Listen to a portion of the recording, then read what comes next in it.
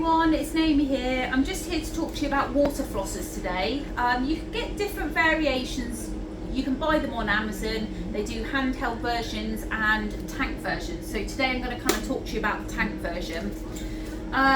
They're really useful gadgets for flushing out if you have a periodontitis and you have bleeding inflamed pockets and molars which are hard to reach around. They're also really good to flush out food debris from around wisdom teeth, and also to use around fixed retainers with orthodontics. They come with different heads, so you can get ones that are just power water through out the top of the nozzle, but you can also get ones that have little brush ends as well, which are good for getting in around orthodontic brackets and retainers. The thing with water piks is that they must be used every day. If you're using them once a week, they're doing nothing, so they need to be used efficiently and effectively. And the idea is not to rush them. If you go very quickly around the mouth, it's not very efficient. There's different speeds and settings, so it's just having a play around and see which suits you the best. There's an on-off button. It talks about flossing and massaging, but essentially it's the same process. So when we talk about reservoirs, we're just talking about where to store the water. So for example, we have this one that pops out, this plastic container pops out of here. If you have sensitive teeth, you can obviously top it up with warm water. So you just top it up to it, whatever. It depends on how many teeth you're doing. If you're just flushing out wisdom teeth, you probably wouldn't need a lot of water. You could then add a bit of mouthwash, so I'll just go and grab one.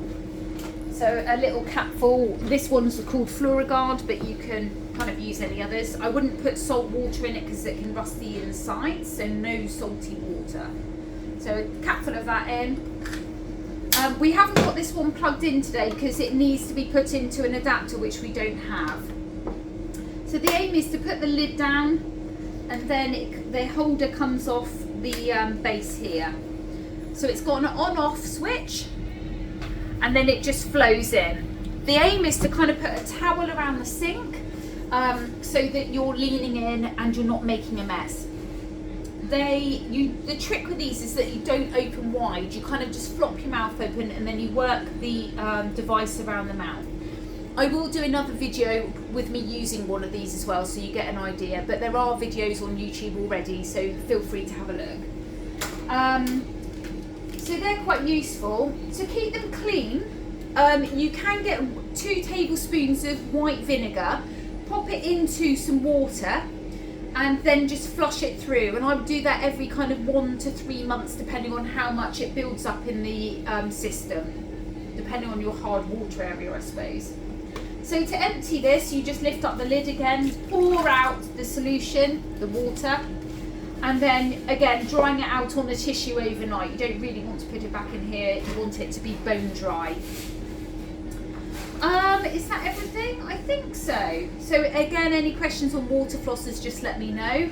But the most important facts are how often you're using it and how well you're using it. So again, I'll show you a video. They get quite messy, so I'll do my best.